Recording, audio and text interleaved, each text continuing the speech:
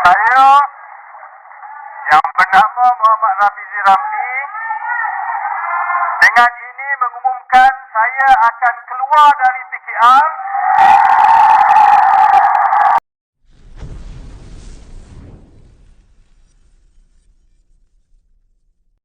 Berdasarkan laporan terkini, Rafizi Ramli telah mengumumkan keluar daripada Parti Keadilan Rakyat bersama Nik Nazmi Nik Ahmad. Mereka juga menyatakan akan mengosongkan kerusi parlimen masing-masing, iaitu Pandan dan Setiawangsa. Saya yang bernama Muhammad Rafizi bin Ramli, Ahli Parlimen Pandan, dengan ini mengumumkan saya akan mengosongkan kerusi Parlimen Pandan berkuat kuasa esok, iaitu hari Isnin 18 Mei 2026. Saya akan menulis secara rasmi kepada Speaker Dewan Rakyat esok untuk memaklumkan keputusan saya meletakkan jawatan sebagai ahli parlimen dan mengosongkan kerusi Parlimen Pandan. Okey, ni dah tak ada surprise lah. Saya Nik Nazmi Nik Ahmad, Ahli Parlimen Setiawangsa.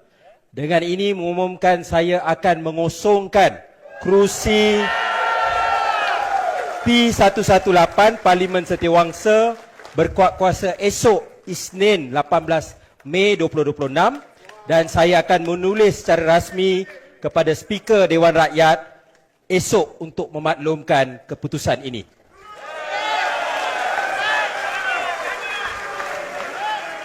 Saya yang bernama Muhammad Rafizi Ramli dengan ini mengumumkan saya akan keluar dari PKR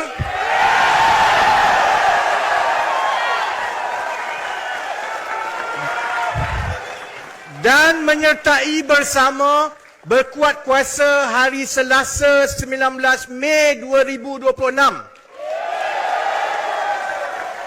Saya akan menulis secara rasmi kepada Setiausaha Agong PKR pada hari Selasa ini untuk memaklumkan keputusan itu.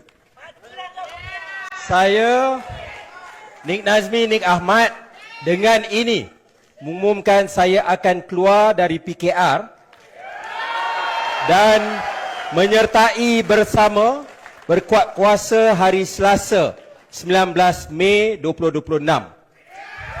Saya akan menulis secara rasmi juga kepada Setiausaha Agong PKR pada hari Selasa bagi memaklumkan keputusan ini. Terima kasih Saudara Nik. Jadi yang terakhir, saya dan Nik dan rakan-rakan yang lain, kami bukanlah yang terbaik daripada kalangan kita semua. Kita tahu yang itu. Kami banyak kelemahan dan kami banyak kekurangan.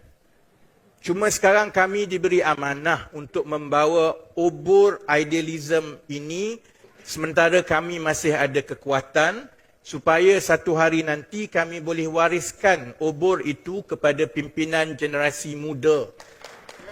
Terutamanya daripada kalangan millennials, daripada Gen Z yang saya, Nik dan rakan-rakan kami akan tumpukan sepenuh tenaga kami untuk membentuk dan melatih generasi pimpinan muda ini di dalam bersama.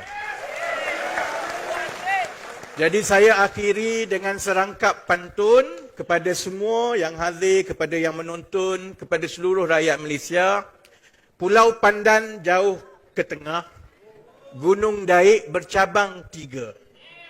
Hancur badan dikandung tanah, budi yang baik itu dikenang juga. Terima kasih.